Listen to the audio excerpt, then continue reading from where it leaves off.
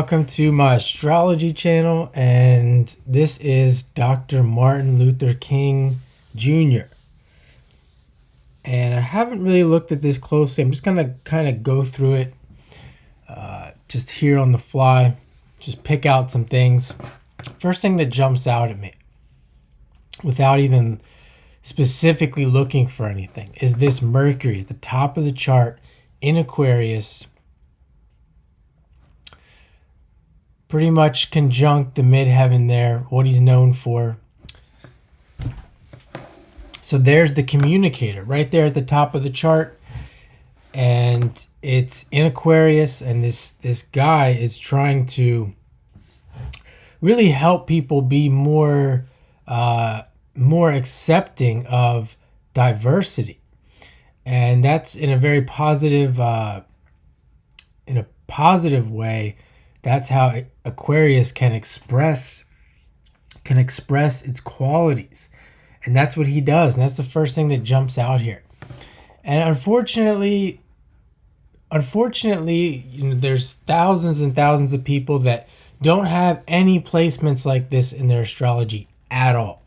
And they'll go their whole life, no matter how many Martin Luther Kings there are, or how many people have these kinds of alignments, they'll go their whole life and they will never understand someone like this. Someone like this is someone's view, their Martin Luther King Jr.'s view. They'll never understand it.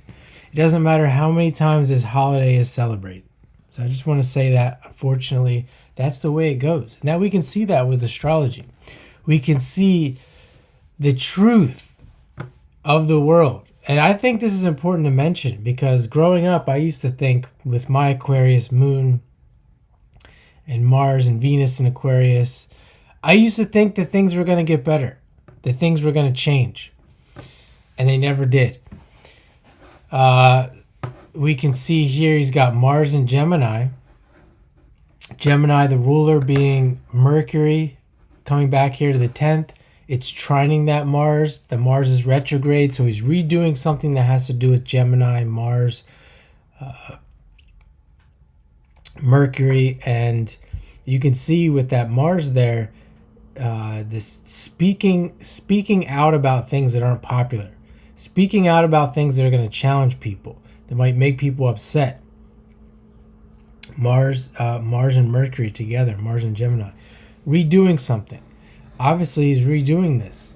This is not, people that, you can look at it like this. People that do things like this, they don't just wake up one day and start doing this. It's a long time coming. And, from a standpoint of reincarnation, if you want to believe that reincarnation is a thing, these souls have experience with this.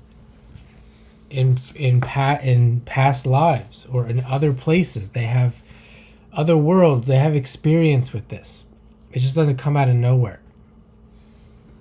You can see his Pluto's retrograde as well, and his Pluto's in the third house. I think Gemini, I think it's in Cancer. Cancer is a caretaker. And if we look at the polarity of Pluto, the sun is in the ninth. He's a teacher in Capricorn.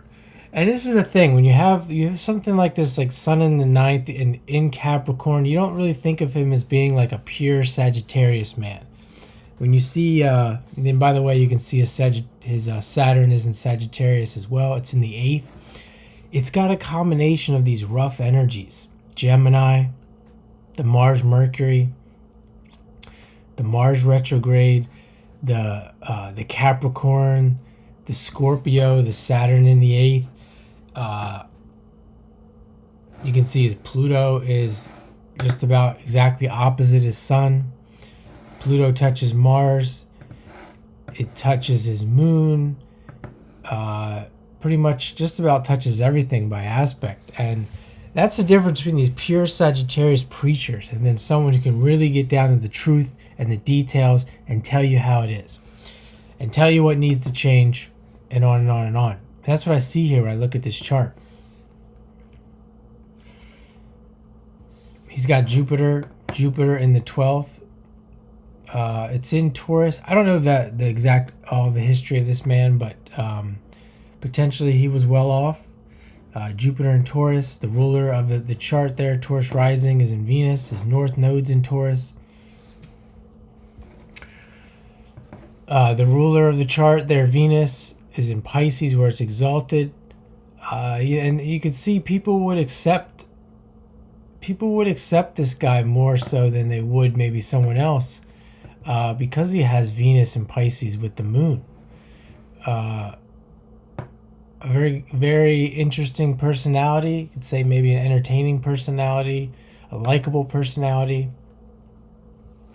But back to this Jupiter. The Jupiter is in the 12th, that Pisces house, really expanding everything that is the 12th house. But from a more negative standpoint, you can see that, and even with the Pisces Venus and Pisces moon, this man would feel deeply the public, or should say, part of the public's oppression with these placements. And again, going back to what I said before, there's thousands and thousands of people that would never feel this ever. So this man is obviously being someone who's representing those, almost in a sense making them aware that they're being oppressed, because I'm sure there's many people back then and even now they don't really realize that they're being oppressed. But this man would feel all this with all this Pisces 12th house. You can see in his 5th house of self-expression, the Leo house there, he's got Neptune. So very much an orator, someone who, obviously he's not that I'm aware of, he's not an actor, but you have to have some kind of acting abilities like this. Something that would get him going would be to get on stage and preach Neptune. He has that Neptune trine Jupiter as well. You see that with these larger than life figures. This Jupiter Neptune, a lot of these famous people. But you can see his Venus and his moon is in the 11th too. So more of this Aquarius.